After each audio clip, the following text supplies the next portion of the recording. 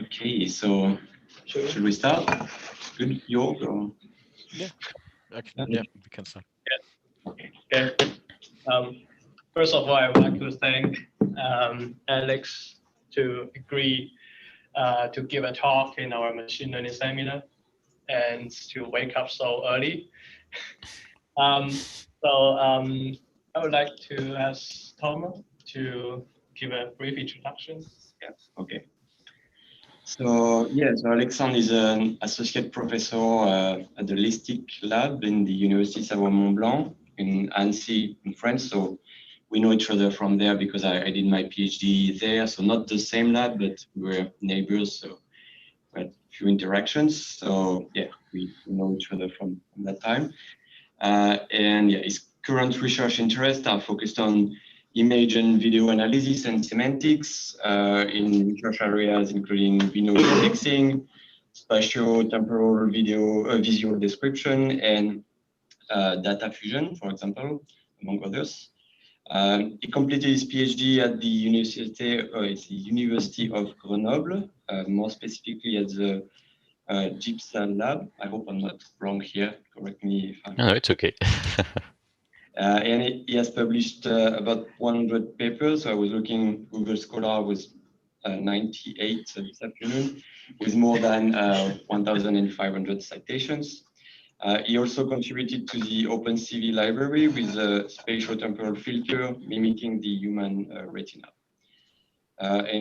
He worked on a wide range of projects, with some recent ones focusing on semantic segmentation applied to remote sensing, oil slick detection, cell receipts analysis, and target detection in videos, and also gamma ray classification, which is a topic of his talk today. So I'll just let you the speech now, Alexandre, and thank you again for joining us. Okay, so first, thank you for the invitation and the introduction. I will provide you a talk about gamma ray astronomy. But first, let me give a brief introduction of the laboratory. So I work at LISTIC Lab.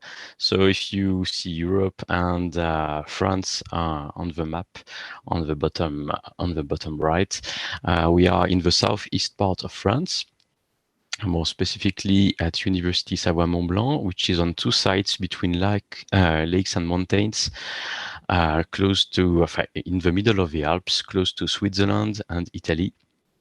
And in our lab, we are organized in two interconnected teams. One is called FUT, which is more focused on machine learning, data fusion, and with a specific focus on remote sensing.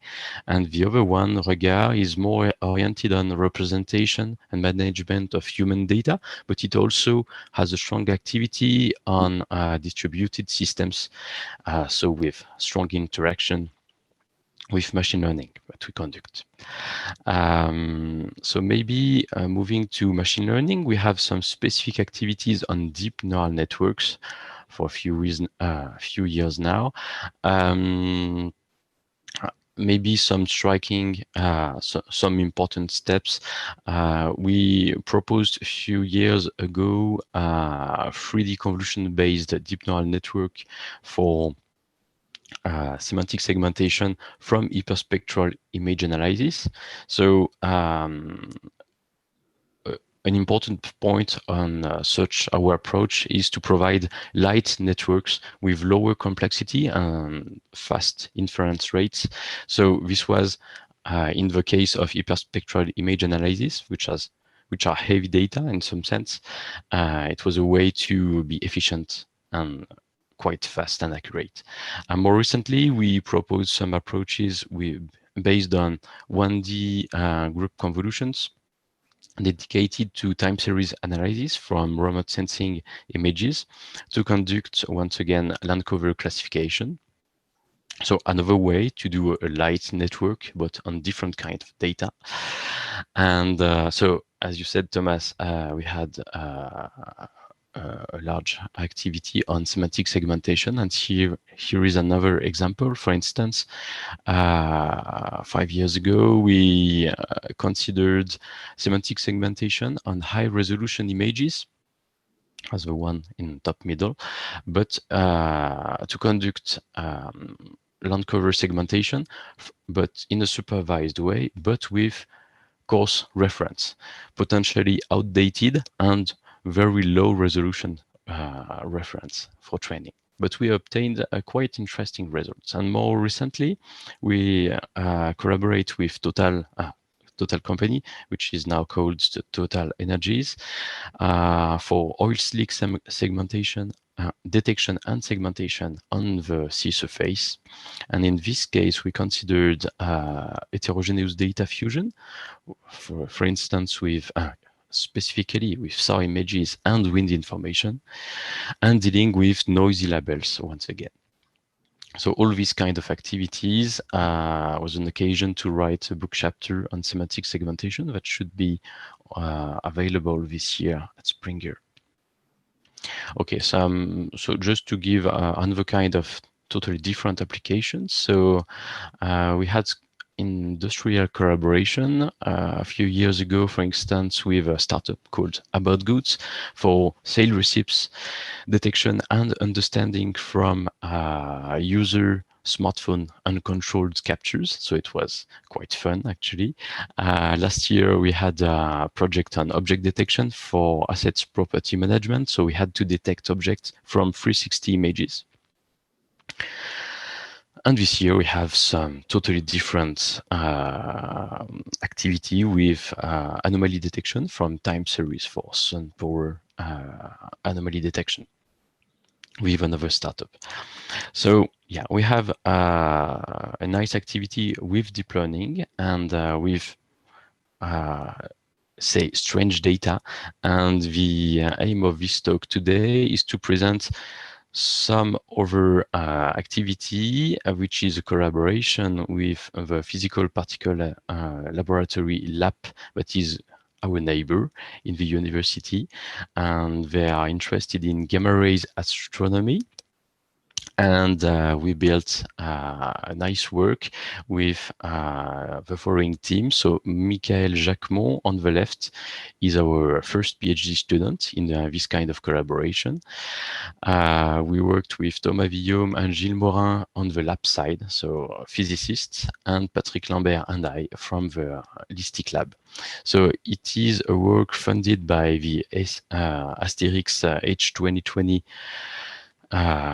project, and the aim here is to make a bridge between deep learning, machine learning, recent deep learning activities, and gamma rays analysis to help physicists understand some strange events in the universe. So just to give a brief overview on the phenomenon we want to understand.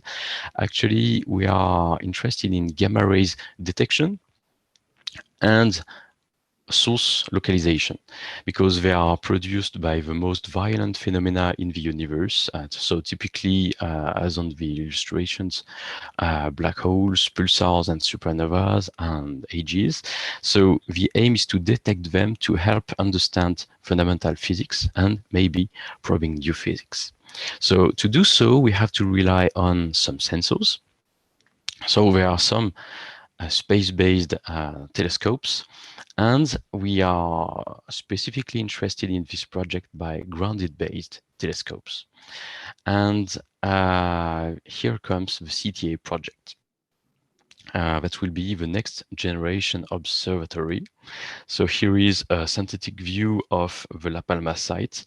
Actually, this project, it is a very large international collaboration that will help us construct more than 100 telescopes on 2 sites, north and south, north and south at La Palma and Paranal.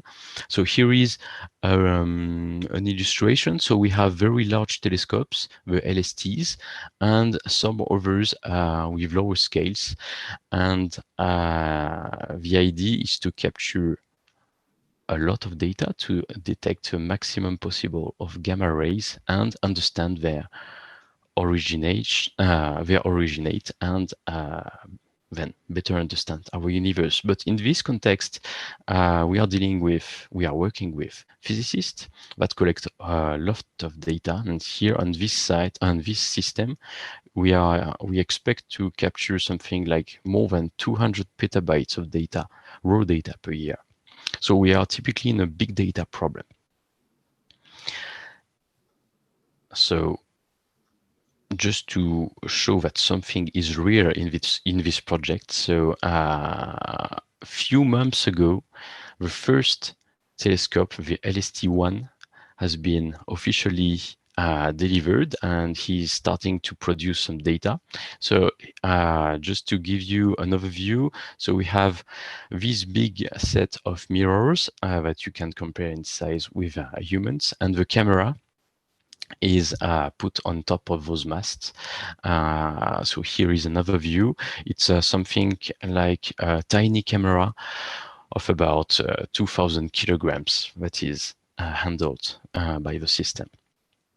So this is full of photosensors to capture a very specific signal. And here is another view of the signal we are willing to capture. Actually, we are not detecting directly gamma rays, but we are capturing an effect it generates in the atmosphere. So typically, when you have an incoming particle, so maybe a gamma ray, when it comes through space and enters the atmosphere, it generates thanks to the interaction of this particle and the ones of the atmosphere, it generates an atmospheric shower, in some sense, with a specific shape. So the idea is to detect gamma rays from the detection and the observation of such phenomena. So this is why we have big telescopes, but they do not focus in space, they just focus on the atmosphere by night. And so we have an automatic system to detect events, to detect the shower. And at this point, we record 40 images of the phenomenon. And we calibrate this data to generate the two inputs that we will use in the following of the presentation. So we have, say, an amplitude image that we call pixel charge. And here, this is an hexagonal image that we have to manage. And here in the ellipse, you can see the typical kind of signal that we want to characterize. Detect and characterize. So this is the amplitude image, and we also have the temporal information, which is mostly noisy, but in the region of the signal, you have a typical pattern that is related to the time arrival of the photoelectrons on the sensor with respect to the signal. So we have a very specific capturing system here to capture an event in an indirect way. So from this, we want to do several things. First, we want to detect gamma rays and separate them from the background. And here the background are mostly other particles, typically protons, and they are very numerous. So first we have a classification problem. And then once we have gamma rays, we want to estimate different parameters, and typically its energy, its arrival direction, and maybe its impact point, the virtual impact points it would have on the Earth. So classification and regression task. From this to dual, from this tuple of data. So more details on the sensor. So we have a very quick shower event. So we have to rely on very high acquisition rate of the camera. So typically it will be 10,000 images per second. It can be more, up to 15. But I just said that the first telescope has just been delivered a few months ago. So for now, we had to rely on simulated data, very precise simulated data provided by the international collaboration. And this simulated data evolves as we increase our knowledge on the phenomenon and the sensor. So we also have to deal with very specific camera and pixel shapes. So here on the top right, you can see that the pixels are no more square, but hexagonal, because physicists appreciate this kind of sampling for several reasons. And in the same way, the image is no more square, but is well, roughly hexagonal, and matches the shape of the telescope mirrors. So in the end, when CTA will be fully online, it will be based on stereo analysis, but for now we only have one sensor. So we are in a single telescope analysis, and in this context, we have a strong intrication between the different parameters we want to estimate. So first, we have image shape and intensity that is really dependent on the energy of the particle, its arrival direction, the impact point, and the particle type. So we are in some sense in a multitask problem, because everything is melted. And on the bottom right, you can see an image of two different particles that are captured by the sensor. So on the right, you have a proton. So you have the background, but a light area. Actually, some kind like a mixture of Gaussians that is typical from the proton because of its specific interaction with the atmosphere. And on the left, you have a gamma ray, but only a partial view because the full view is outside the screen of the sensor. So yeah, if we want to distinguish between the two, we already see that it will not that be easy. And even more, it won't be easy because we have a very low signal-to-noise ratio. Typically, we have one gamma particle captured out of 1,000 or 10,000 protons. So the context is not that easy as for RGB and multimedia images, even if they are difficult. So first, before moving to deep learning, let's have a look on the existing methods, so baselines, and we have two. And the first one is called Elast RF, standing for random forest. So it is a geometrical method that consists in approximating the captured signal here as an ellipse. So purely geometrical, and to regress its parameters from a random forest approach. So this is a very fast and robust approach that is typically applied in the existing telescopes. It will be also applied by default on the CTA project because of its somehow high efficiency in terms of computation and robustness. But we know that we have a bad background rejection. That is to say, we potentially detect too many protons. So we have to lower the sensitivity of the system to not have too many false alarms. So this is the first issue with the method.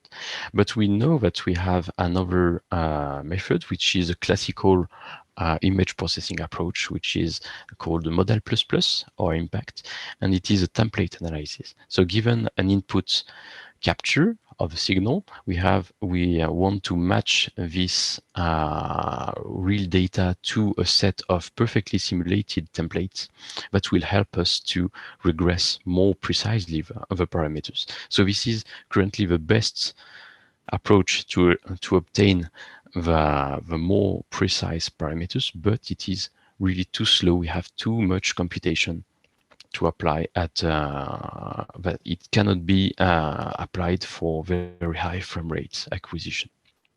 So we are looking for an intermediate, something as fast as Elast plus random forest, but as efficient as Model++. So here we come with deep learning. And we all know that deep learning has plenty of qualities and also some drawbacks. So typical ones is that here we are in a computation, in a computer vision context. So we know that it is one of the leading approaches. It is also fast when you infer with such tool. We also have the advantage to be able to do end-to-end processing with such approach, such that we will have minimal pre-processing potentially of data before feeding the deep neural network, and we can expect good performance levels. However, we know that when we manipulate such complex models, we have to rely on very large volumes of data. And here, if we want to conduct supervised learning, we have to rely on simulated data. And the question is, will the transfer to real data be relevant or not? So this is the first big question. And the second thing is that if the system is trained, it is more an empirical approach to build up the system. And in the end, we want to better understand the results provided by such a black box. So we want to reach some explainability of the decision of a model. So here is the context. And now let's get into the task. So we will work with LST1 data analysis. So we first start with simulation and in the end rely on real data analysis. So in a single telescope analysis, as said, we have to deal with the intrication between image aspect and energy and arrival and particle type behaviors of the signal. So we will work with multitask learning, and to get better insight of the system and try to manage in a more elegant way low signal to noise ratio, we will work with attention mechanism. So here is the first big picture of the model that I will detail in the following slides. So we will work with a model that we call the gamma FizzNet. It takes as input the two modalities I presented you before, so an amplitude image and a temporal information that is fed into a backbone. So we are in a hard parameter sharing setup. This backbone generates feature maps. It's based on a ResNet, customized ResNet model. And from those generic feature maps, we will have specific physically guided paths to solve each of the tasks. So we have a global energy pooling to conduct energy regression, and we have and we keep local information on the other path to conduct particle classification and direction and impact point regression. So in this context, we will rely on the raw data outing from the telescopes with hexagonal pixels. And we will try to do what we call full event reconstruction. That is to say, we want to solve all the problems at once. So let's get some details about the system. So first, we will consider the hexagonal pixels instead of the classical square pixels that we always meet in our image processing, and more specifically in all the deep learning framework we have on the shelf. So how to do this? So it is the first contribution we had that has been presented at VISAP in 2019. The code is open sourced. Maybe it can be of interest for you. So we called this indexed conv. The idea is here to apply convolutions and so typical deep learning image analysis with convolutions and pooling to any kind of pixel sampling. And in the case of hexagonal pixel, we have an addressing system of a pixel. So from a real capture from the sensor addressing system, all the data is stored in classical squared matrix, but we have a shift in the data.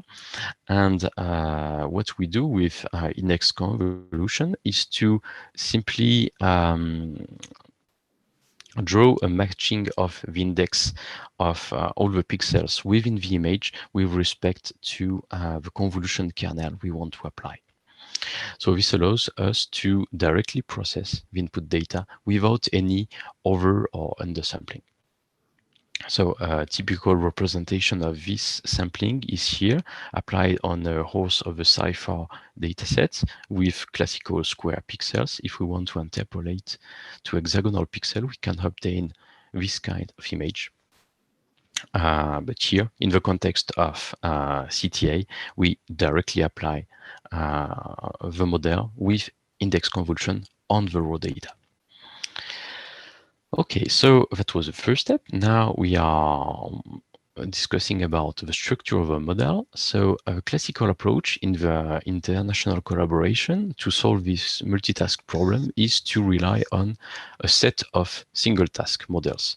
So from the same input data, we have a collection of models that try to solve all the different tasks. But we know that they are very intricate, and taking inspiration by other works on multitask model, and one of those interesting ones is the one of Kaiser. If you know, one model to learn them all. So just to give an illustration, here we want to look for a common representation of the data that would help to solve all the tasks at the same time, making advantage of the correlation we have between them. So this is the first step, and the other idea behind is to rely on a single model that would be faster to process compared to a set of different models that would run in parallel and increase the computational cost. And to do so, there are two main ways to do multitask learning and deep learning. We have a soft parameter sharing and the hard parameter sharing. The soft parameter sharing is has more or less one dedicated path for each of the tasks with some kind of intermediate fusion. But here, but it is more expensive in terms of complexity of the model and computational cost. And here we rely on hard parameter sharing with a common encoder that provides shared feature maps that are distributed across specific heads of the model that aim at solving each of the tasks independently. But they rely on this common representation encoder. So the question is how to balance the task optimization to obtain a generic encoder that would satisfy all the needs of each of the tasks and make them work efficiently all together. So I heard some strange noise. Do you still hear me? It's okay? Yeah, it's all right. Okay, perfect. So the question is how to balance the task during optimization to have good performance level for each of them. So the classical approach is to rely on manual balancing. So given a set of optimization costs for each of the tasks, we apply a manual weight to obtain the total loss we want to optimize. But here we consider adaptive approaches, and there is a collection of approaches, and we rely on uncertainty estimation. So a few words about this. It's based on Bayesian modeling. The idea is to model the homoscedastic uncertainty, that is the uncertainty related to the task we want to, of the model we want to train on. And the idea is to derive a loss from a Gaussian likelihood so that we can model its variance that will be introduced into the loss we want to optimize, and we want to minimize the uncertainty, so minimize the variance, the log variance of the model, that automatically in the end balances the importance of each of the tasks altogether. So this was the method we tested for which we obtained the best results compared to other approaches in this context. Yeah, so now another topic. We want to also introduce some robustness and better understand how the model works on this task. So we want to understand the capacity of a model to focus on the features and take into account the neighborhood of a pixel and understand the interaction between the channels of the different feature maps of the model. So we will work with attention mechanisms, and we are interested in channel-wise and spatial interactions. But we have to find a solution that is fast enough to run on our systems to achieve high frame rates. So we consider Dualdetention.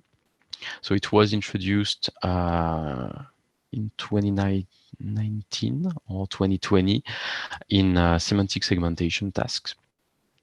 And we could apply this kind of approach to our problem. So it is a rather simple approach, not that complex modeling.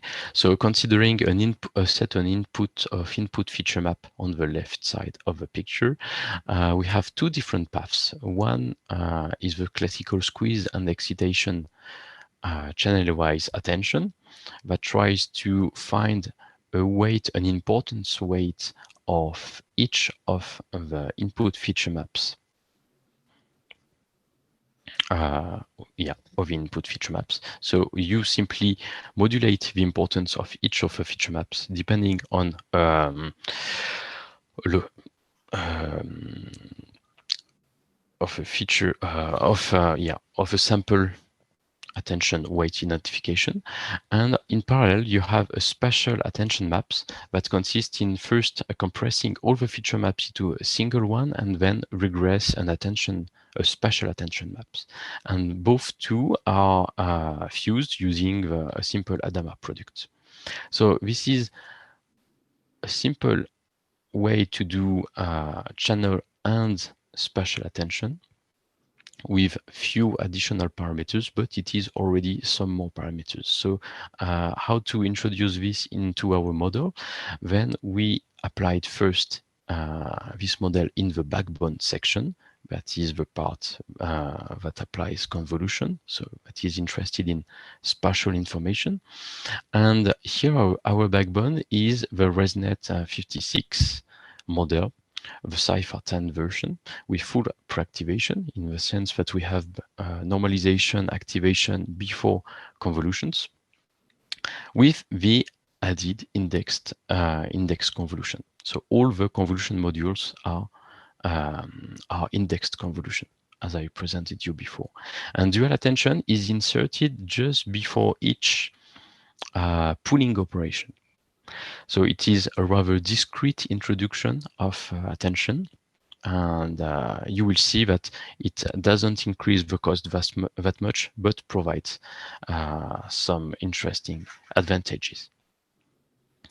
So as a summary, here is once again the summary of the model. So we input two different information, amplitude and temporal information, into a customized backbone, and end the model with 4 specific task heads to conduct the full event reconstruction, from classification to parameter of the gamma rays regression.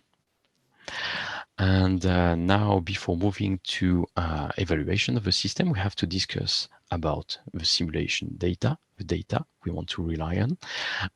So as I said, we do not have exact knowledge on the real data, and we just recently had some real data. So for now, we had to rely on very high quality Monte Carlo simulations that are provided by the international consortium. So at the beginning of the thesis, we had production 3, and now we are on production 5. And production 5 is, from this, we use 2 million events around this. And because we just had some real data acquisition, we can compare the quality of simulation with the real data. And here we already observed that we have a drift in the distribution. So on the top right, we can see the night sky background distribution with respect to the pixel charge in electrons, and you have the blue curves that represent the Prod5 simulation. And unfortunately, the real data with the current sensor parameters is a little different, and this is the green curve. So to improve the quality of the training and then the simulations, we had to enhance, to fix the simulation by adding some Poisson noise, and it helps us to better focus to the real data, and we obtained here the orange curve. So we have quite good simulation, but there is still an uncertainty on its relevance. So we were able to fix it, and here we also consider some selection in the data. I will talk about cuts, and more specifically low cuts. So we have in all this kind of simulation plenty of different pixel charge distribution, and we select the portion of samples that corresponds to the capacity to the capacity of a telescope we want to apply it on. So we have to select events, simulated events that corresponds to the range of energies that the telescopes can support. So here are some parameters. And now, if we want to compare our model performance, we have to compare to a baseline, and the baseline is Elast plus random forest, so the currently used geometric approach. So here I present you the sensitive ratio between gamma FizzNet and random forest model. So random forest has 1 sensitivity because it is the baseline, and in this plot we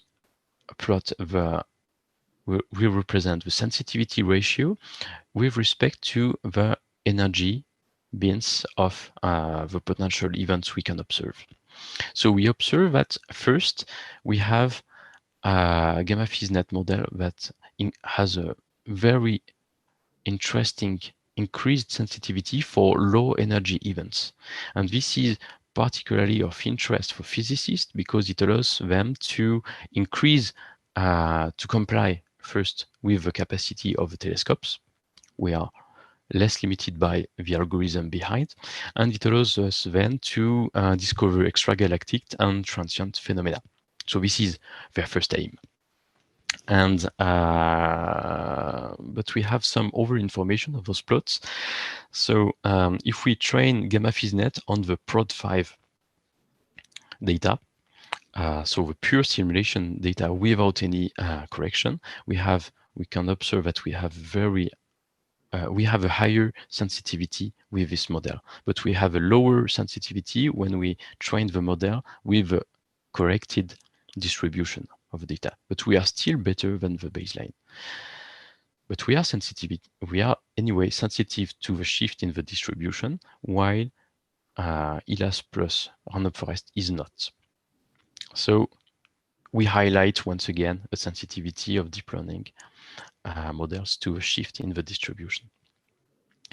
Now another set of curves. So this time take care, lower is better. So this is error. These are resolution curves. So we have the angular resolution, so capacity of a model to distinguish slight change in the direction, and the energy resolution, so the estimation of the amplitude of the energy of the event.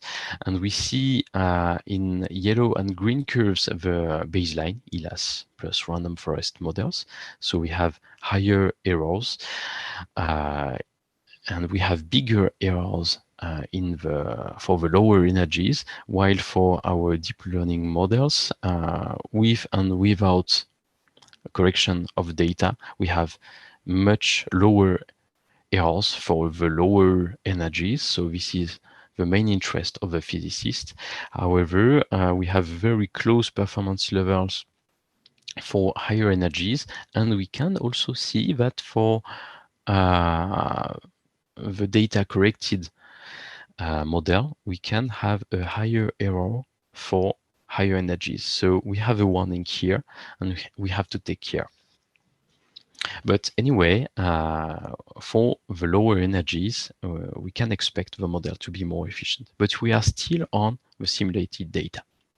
And the question is, okay, thanks to the simulated data, we have quantification of the performance, but the real question is, how will it go with real data? And real data, we have a big lack of knowledge on this. But however, we have some stellar objects that we know from different observations that can act as standard candle. And for instance, we have the Crab Nebula that has been observed in the past and until recently with radio, infrared, visible light, ultraviolet X-rays, and even gamma rays sensors. So we have a good knowledge on its direction and its main properties from typical energy profiles and so on. So we can use this to evaluate our system and compare to classical approaches. So to do this, we have to apply, we have to consider specific data and specific procedures to evaluate the models. So first, we have to consider real data acquisition. So it was at the end of 2020, we collected something like 12 million events, but in two specific contexts. So since we know where the Crab Nebula is, we will consider direct pointing on the source. This would be the on-runs. And we will simply observe in a close direction, but with no direct observation of the object to capture the background. And this will be the off-run. So by comparing the two, we can already do some interesting stuff to compare the models. So the idea here is to have similar background between the methods to make them comparable. And to do this, we have a specific procedure. So first, we consider the model that we perfectly know, so Elast plus random forest. We consider, we fix a specific ratio of gamma rays, gamma particles capture with respect to protons, so to calibrate the data. And then from this, we adjust the gamma-ness for the other methods to be exactly comparable and have exact same background. And for reproducibility, we apply this procedure with different cuts in the data. So here are some curves. So we see here the gamma event distribution with respect to the angular separation. So on the zero angle, you know that you exactly look at the object, and you already see this up to the dashed line as long as you move your telescope outside of the centering of the object. So we can capture before on the left side of the dashed line, we know that we capture gamma rays from the source, and outside on the right side of the curves, we know that we are looking at the background. So for the two plots, so the top plot is related to the models trained with Poisson noise, a change in the data, and on the bottom part, we rely on the PRODS5 simulation data to train the models. So for Elast and Gamma FizzNet, in both cases, we have similar background. So these are the red and orange curves. And we see in both cases, and this is interesting, that when we are looking at the object, so on the left side of the dashed line, we see that we always capture more events with Gamma FizzNet compared to Elast. So potentially, Gamma FizzNet will help us better detect events on the real data. So here is another quantification of the capacity of the system to detect. So here we quantify the excess. So the excess here is not pejorative. It's the more the better in some sense. It is a quantification of the amount of gamma rays we detect and that we want to detect. So here we compare the number of gamma events recorded by Elast in different configurations compared to gamma PhysNet. And we see here that gamma PhysNet always captures more events. And something very interesting is to say that when we consider the gamma PhysNet with dual attention trained with Poisson noise addition in the data. So if you remember some slides ago, we saw that we had a lower performance level in this configuration on the simulated data. And here on the real data, we are actually able to detect more events. So we are better compliant with the real data. And gamma PhysNet then has globally better access and significance for its detection capacity. So this is really encouraging. And now, since we know that the model has a good potential, we would like to provide some explainability on its prediction and better understand his way of working. And here the idea is to study the effect of attention. So either on the model robustness and its capacity to focus on the signal, and then to compare its behaviors to the classical approach. So this is a summary of the work that we presented at CVPR 2020. So first question is, what's the sensitivity of a model to the parameter initialization, and what's the impact on of the attention on this factor? So here we consider 10 different training of the same models with different seeds, so with different random initialization of the parameters before starting the training process. And we have different tasks, so classification and regression task. And on the classification task, if we just compare gamma PhysNet and gamma PhysNet with attention, we observe quite the same performance level. Same precision recall, same AUC, so dual attention doesn't provide any improvement. But if we consider the regression task and more specifically energy resolution, if we study the energy resolution curves and angular resolution curves, we see, let me summarize what we see here. So in blue, we have a gamma PhysNet model, and in green, we have the gamma PhysNet with dual attention. On the points represent the average performance level per energy bin for the 10 models trained with different initialization conditions. And the envelope represents the spread, the dispersion of performance level with respect to the different initialization we have. And we then see two things.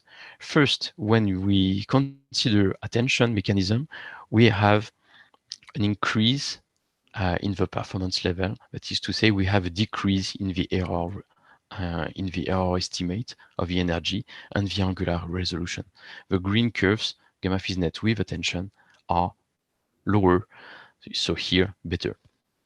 And second point is that the envelope of the curves is much lower when you use attention. That is to say, your performance level is less sensitive to parameter initialization.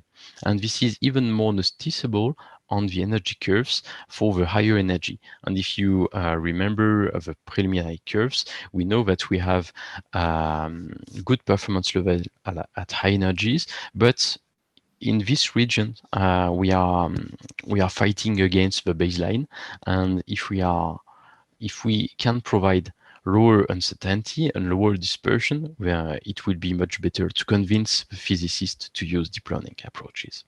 So here, attention provides lower dispersion and increased robustness. So this is a good first point. Now, if we want to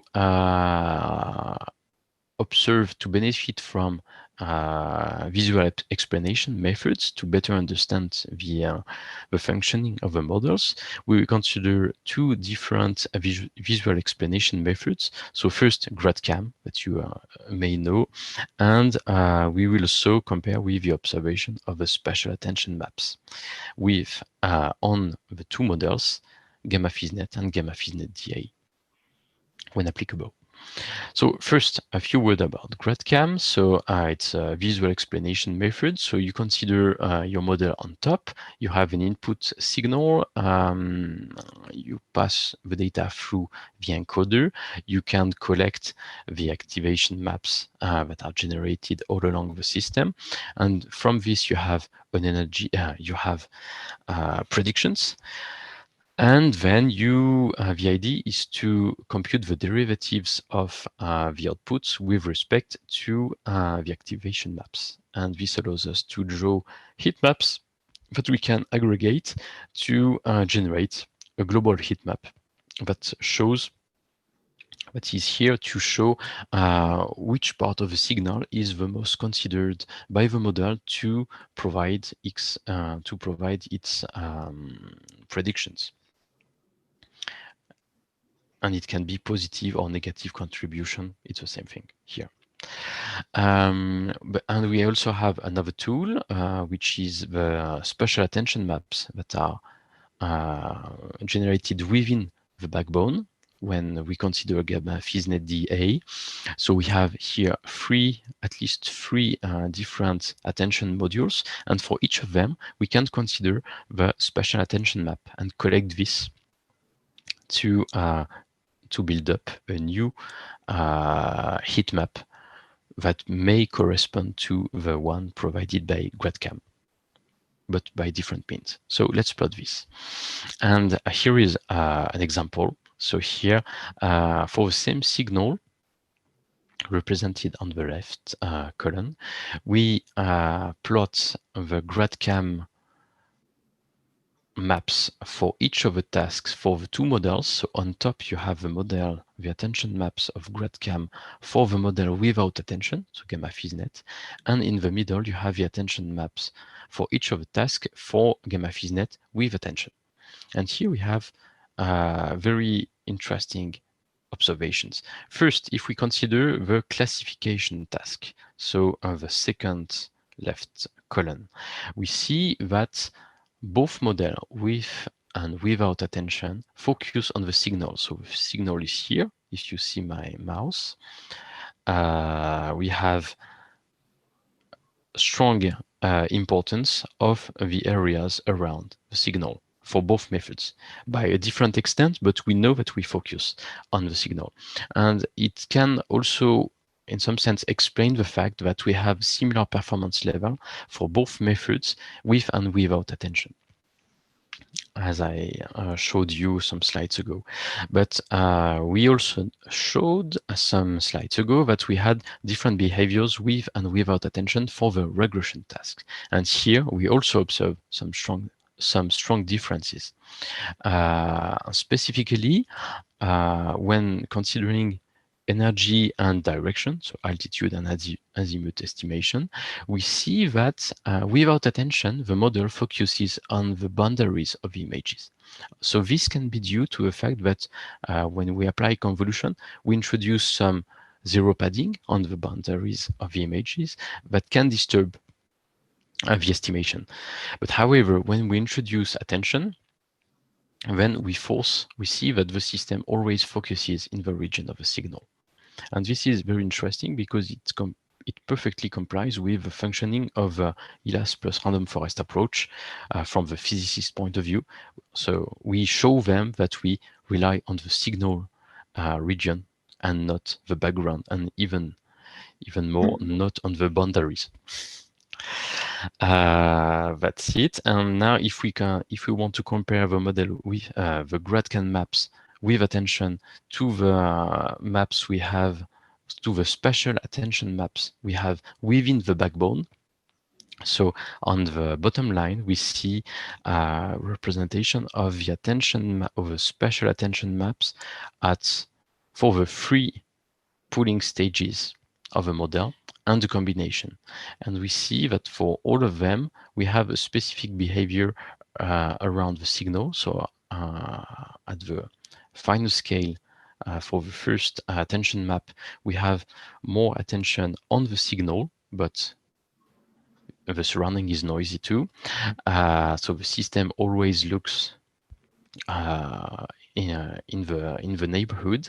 On the second stage, we have even more focusing on the signal area, and we have a totally different behavior in a later stage. Here we show that we consider the center of a signal and explicitly the boundaries. But when we fuse them all, we obtain this kind, so the bottom right spatial attention map that clearly highlights the signal region. That's it. So as a conclusion, we can say that we have a consistent observation of GradCam and spatial attention map. We know that the system focuses on the data, on the signal data, and not on the noise. And we have a very strong effect of the attention on the regression task. So as a global summary, we can say that I presented you Cherenkov image analysis. It is a complex topic compared to classical image we are used to process. We are even more in a very specific kind of sensors with specific sensitivity requirements and high data rates of the acquisition. And in this context, we propose Gamma FizzNet, the first deep learning model able to do full event reconstruction in a multitask model that consider the intrication between all the parameters we want to regress. We also showed the importance of attention. At the same time, to improve model robustness and also to provide some explanation. And more into the details, we showed that from on the simulation data, Gamma FizzNet outperforms the baseline, which is Elast plus random forest, and on the real data, we are able to do the first full event reconstruction with very interesting results and potentially more robustness, more capacities to detect events compared to the baseline. So deep learning is now officially a competitive approach for IACT data analysis. And we have plenty of other things to do. And next step would be to consider stereo analysis, because in something like 1.5 years, we'll have a second sensor available. So we are currently starting a new PhD to address the new challenges, including stereo analysis. And we also consider online analysis. So the ResNet we proposed in this talk has too many parameters, and its computational cost is still high. So we know we have some preliminary experiments that show that with a much shallower model, we can reach the data rate of the sensors, which is of real interest. So we have to better study the change in the parameters, in the performance levels. And for real data, we have plenty of things to do about performance analysis with better comparison with baseline. And we showed here that we have to consider model adaptation from simulation to the real data. And at the same time, as final word, we have to expand our knowledge and understanding about the model with explainability and interpretability of the predictions. So that's it. I think it's okay for me. So sorry, it was a bit long, but questions are welcome.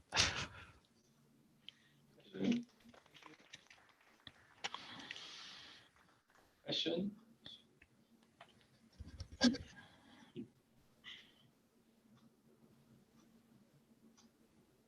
I had a question about the comparing to Hellas, the random forest baseline. I think it was on slide 33, maybe, but it was just your results showing the sensitivity within that kind of region of interest. I was just noticing as it kind of goes out of that region, the blue line's still higher. Does that mean that it's just more sensitive overall? Is that a good thing? It just piqued my interest a little bit. So if I understand well, yeah, what's the real change here on this plot? The idea is to show that gamma FizzNet is able to capture more events, more gamma events. And considering this real object, it generates plenty of gamma rays, but with different energy levels. And we know that Elas, so the baseline, has lower sensitivity for lower energies. And we expect the model to capture more events that are related to those low energy events because of increased sensitivity of gamma FizzNet in this context. So I get that higher is better within that region. Is lower better outside that region, or is higher better regardless? I'm afraid I didn't understand. Sorry. On the right of the. So yeah. In the region on the left, Yeah. the gamma FizzNet is higher, and that's a good thing. Yeah. On the right side, so in the other region, is it better for it to be 0, or should it be lower? I just noticed this is maybe a bit. Okay. Maybe I was a little confused here. So yeah, when you are on the right side of the dashed line, the telescope doesn't look at the object. So we do not have the Crab Nebula in the focus. Yeah. So for both methods, we look at the background, and in the background, there should be no gamma coming from this source, but we still detect something. So here we ensure to have the same background level for each of the methods. So this was the calibration part. But we see, as you said, that we have more or less the same level of background detection. So we have the same, in the background, we have the same amount of gamma rays detected for each of the methods. So those detected gammas can be false alarms, but they can also be other gamma rays that we do not know the origin, or that do not come from the Crab Nebula. Okay. Sorry. So regarding this experiment, we calibrated the system to have the same background sensitivity. So it's normal to have the same values. Yeah, I was just wondering, as it transitioned from the Crab Nebula to not the Crab Nebula region, the blue line seemed to be a little bit higher. But maybe that's a good thing, that there are still, you'll still get a few little events potentially. So just on the right, if you see my mouse, just in this region, you mean? Yeah. Actually, for this, I'm afraid I should have a physicist just next to me to provide a good explanation. Yeah, we are on the transition. Actually, when you have a gamma event, the system can detect the event even if it is not fully in the scope of the telescope. There are some limits. For instance, if you look at the bottom right image here, the question is, when do you consider that you did not see the event? Because you have plenty of full gamma signals within the picture, but in many cases, you have only a partial view of the event. So the question is, when do you stop? When do you consider you did not see any signal from a gamma ray when you are close to a boundary of the object? And this may impact on this kind of sensitivity change. Cool. Cheers. Thank you. Yeah. Now that you mentioned regarding the last comment you gave, are the different hexagons or whatever, how we're going to call them, the grid cells, can you use the information from the neighboring grid cell? Will that kind of help if somehow this gamma ray crosses the two and it's on the border? Yeah. So when you are considering a single telescope, the classical Elast approach is to fit an ellipse. So if you only have a partial view, yeah, that will be, so just like on this illustration, if you want to fit the ellipse only on a partial view, you will be uncertain. And with a deep learning approach, you estimate you always, as you said, we always take into account the correlation between the neighbors, but there can be some limits when you are on the boundaries. Sometimes there is very few signals, so you very fast reach the limits of the system. So maybe I have some other illustrations. So yeah, in this case, so you have a perfectly centered signal, so it's not a problem. But when you are at the limit, I cannot be more precise than this with respect to your questions. But yeah, we consider we may expect the model to consider the shape, even partially view of a gamma ray, but what's exactly inside, as you know, even for classical deep learning models, we are not sure of what's done exactly. But here we could know, but it was not on those slides, with respect to considering the attention maps, we could provide insights on the region that has been mostly observed, to provide the prediction. That would help a lot. It's here. I would ask my PhD student to show the same thing for only partial views. And one question, just curious, because always when we say, I don't know, this more complex model are better than the simpler ones that you showed, which is a standard in the field.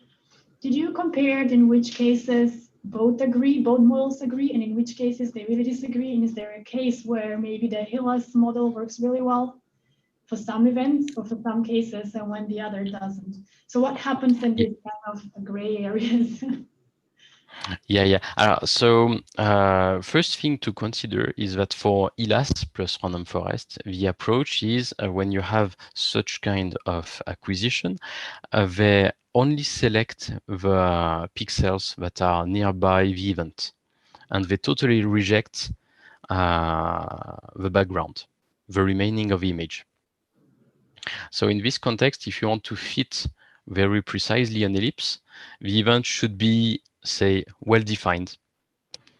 So it should be large enough and well represented. So this also explains the fact that you have a lower sensitivity for low energy, because the shape is more difficult to identify in those conditions.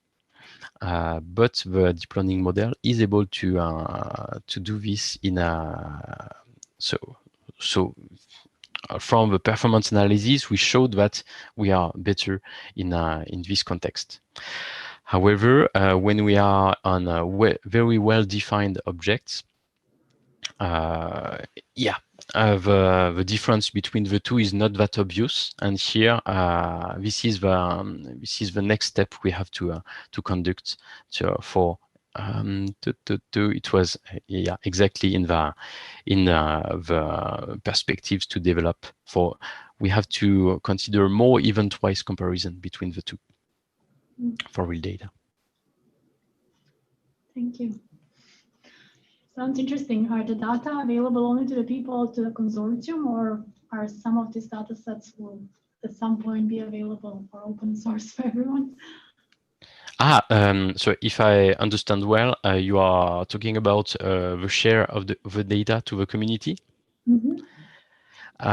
So for now, CTA data is shared within the consortium, but it is intended to be shared at some point. I don't know exactly when, but you know, I'm more so.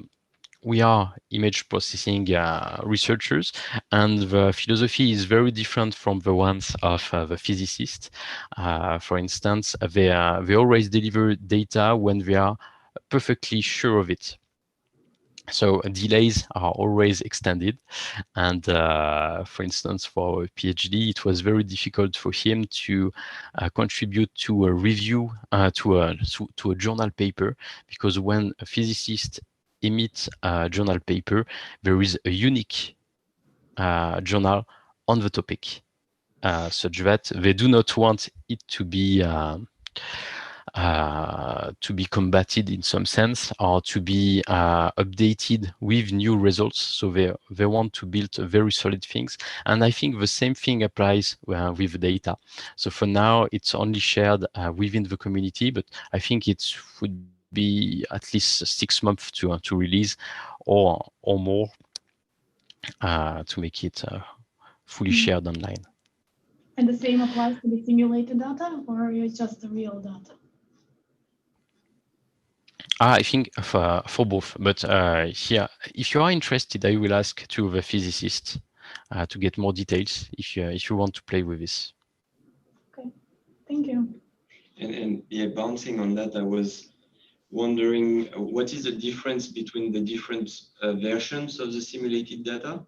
Like you were using the Prod 5.1, but what evolved between the different versions?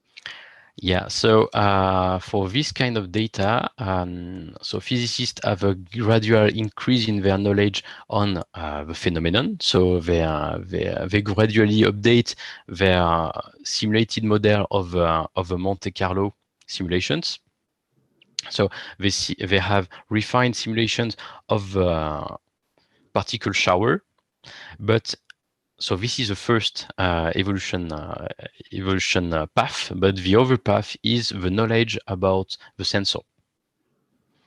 And they have precise geometric modeling of the reflection on the mirror, and the paths, and the precision of the quality of the refraction of the light on the mirrors, and more specifically, they have an increasing knowledge on the sensors, because they build the sensor at the same time as they built the simulation on their roadmap. So you have a continuous increase in the knowledge, and more specifically on the sensor.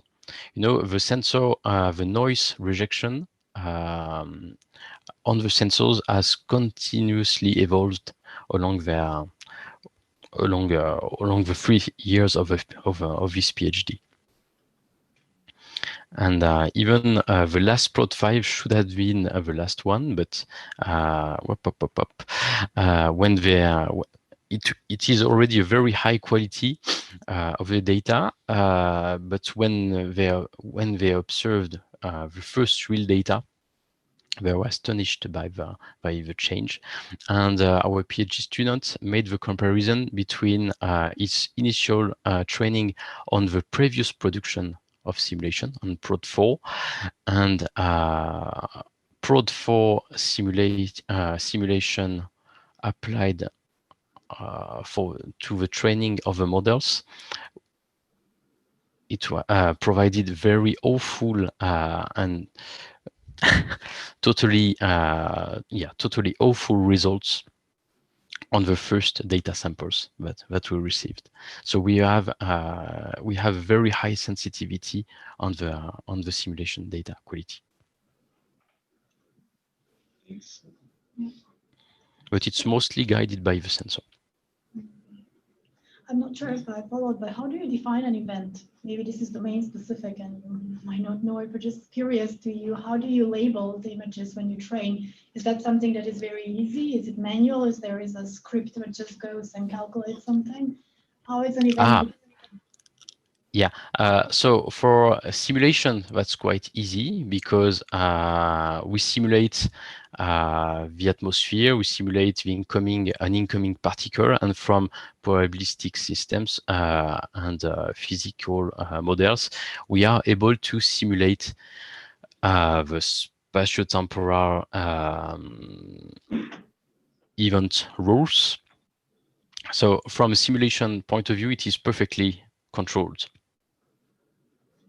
So that's the first point. So, but for the real data, the issue is that we have no knowledge. We only, if we refer to the to the Crab Nebula, we know the direction. We know that something is emitted from here, but we have no exact knowledge of the particles we receive when they are detected. So we on the system online, you have the sensor that focuses on the Crab Nebula. It continuously monitors. So you have this 10 kilohertz data acquisition, and at some point we receive a gamma ray. It creates the shower in the atmosphere, and then we have a strong increase in the sensor amplitude. In the sensor amplitude map for each for some of the pixels, and this triggers an alarm within the telescope, and it provides a reference point, so we can identify the maximum amplitude in the sequence, in the time series of the event, and then we capture 40 images totally in total centered on the maximum amplitude of the signal. And we capture this. But that's the only thing we know. The exact energy must be regressed by those models, and we have no annotation to do this. So we can refer to other physical observation to have some kind of calibration, but it is absolutely not like data labeling for object detection that we currently have for multimedia problems. We have no expert able to label the object, and even more, he cannot estimate the direction and the energy. But we, when the system will have multiple sensors, we will be able to rely on geometrical approaches. So suppose we have a set. Suppose that we have at least two sensors that capture the same event. So you have 2 points of view that observe the same event. And from a geometric strategies, you can infer more precisely the direction. So you can infer some ground truth on some events. Thank you. It is another... Yeah. It's definitely another project. Yeah. Okay. Interesting, definitely complex. Yeah, cool. So, no other questions? Yeah. Yeah. Great. So, yeah. Thank you very much, Alex. I think the audience are quite interested in the project as well as the data set. So we hope that the border restrictions will lift soon, and then we can invite you to Auckland to give a talk. Well, would be nice. Thank you. Anyway, I will. I already shared my slide to some of you, so don't hesitate to share them. There are some references that may help to give you to get more insights. I can also share the manuscript, the PhD manuscript of our students, to get even more details. And I will also ask our physicist about the data sharing. But I think I will obtain Welcome. Yeah, some obscure answer as the one I gave you for now, but I will do. Yeah, just out of curiosity, it's always nice to see some, if they are open source big data sets that are interesting. Yeah. So yeah, the model are shared on GitHub and GitLab, but yeah, the data is still one a part of the questions. Cool. Yeah. Thank you very much. Thank you, and have a nice day. Have a nice day. Thank you. Good evening. Thanks. See you. See you, and thank you again for the invitation.